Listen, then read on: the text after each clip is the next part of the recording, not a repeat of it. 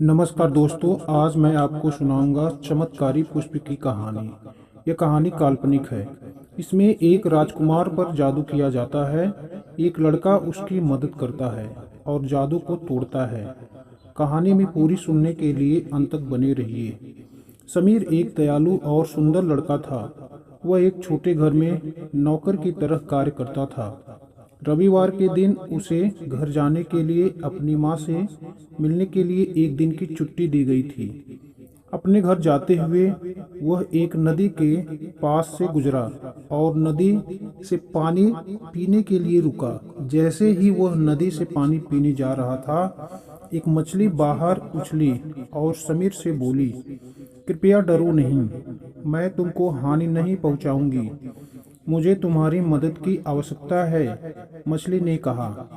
समीर बहुत आश्चर्यचकित साथ ही साथ भयभीत था। उसने मछली की ओर देखा और सोचा, यह छोटी मछली क्या हानि पहुंचा सकती है।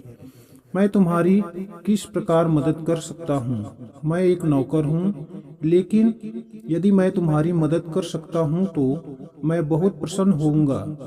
फिर भी कृपया याद रखना कि मैं अपनी माँ से मिलने जा रहा हूँ और काफी समय के बाद मुझे केवल एक छुट्टी मिली है। अब तुम मुझे शीघ्रता से अपनी परेशानी बताओ, समीर ने कहा। वास्तव में मैं सफेद किले का राजकुमार संजय हूँ, मछली ने बताना शुरू किया। कल मैं 21 वर्ष का हो जाऊंगा, लेकिन मेरा सौतेला भाई मेरी पैतृक संपत्ति को हड़पना चाहता है।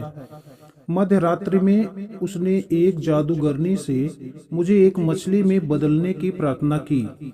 वहाँ कुछ परियां भी थी। उन्होंने वहाँ जो घट रहा था सब सुना। उनको मेरे लिए अत्यधिक दुख हुआ। मेरे भाई ने मुझे मछली में बदल दिया और मुझे नदी में फेंक दिया। परियों को मुझ पर दया आ गई और कहा कि यदि कोई महल से सफेद गुलाब लाए और यहाँ नदी में मुझे दे दे तो मैं अपना वास्तविक रूप प्राप्त कर लूंगा। मछली के रूप में राजकुमार ने समीर की ओर आशा से टकटकी लगाकर देखा और पुनः प्रार्थना की, मेरी मदद करो और महल से मुझे सफेद गुलाब लाकर दो। समीर हिचकिचाया, क्योंकि महल तक जाने और नदी तक वापस आने में समय लगेगा। कोई उसे देख लेगा और चोरी का दोष लगाएगा। उसके साथ तब क्या होगा? अब समीर ने लंबी सांस ली और कहा, मेरे पास इस प्रकार से कोई भी कार्य करने के लिए अधिक समय नहीं है। मुझे बहुत खेद है, मैं तुम्हारी मदद नहीं कर सकता। मछली रूपी राजकुमार दुखी हो गया। उसने मिन्नत की वह जाए और सफेद गुलाब लाए। समीर मछली की दयनीय दशा न देख सका और मदद करने का भरोसा दिया। समीर किले की ओर चल दिया। वह चुपचाप बगीचे में रेंगा। कोई भी उसको न देख सका। समीर शीघ्रता से पेड़ों की छाया में बगीचे के एक किनारे पर पहुंचा। वह एक पेड़ पर चढ़ा और सफेद गुलाब तोड़ लिया।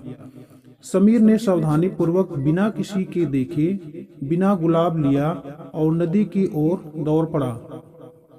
लेकिन दुर्भाग्यवश सैनिक ने उसे किले के मैदान से भागते हुए देख लिया और उसका पीछा किया। जैसे ही समीर नदी पर पहुंचा, सैनिक ने उसे पकड़ लिया और वे चिल्लाए, महल के चारों ओर तुम चुपके से क्या कर रहे हो? समीर ने मछली की ओर किसी प्रकार सफेद गुलाब फेंका और कहा, तुम कभी भी मेरा विश्वास नहीं करोगे जो मैं तुमसे कहने जा रहा हूँ। उसी समय हाथ में सफेद गुलाब लिए राजकुमार ने नदी के किनारे कदम रखा।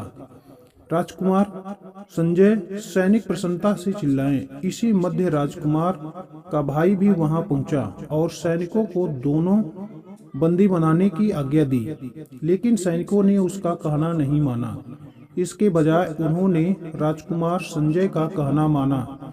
दुष्ट भाई को महल से निकाला गया। राजकुमार संजय ने सफेद किले की गद्दी संभाली और समीर को भूमि का एक बड़ा भाग देकर इनाम दिया। दोनों अपने जीवन में प्रसन्न रहने लगे।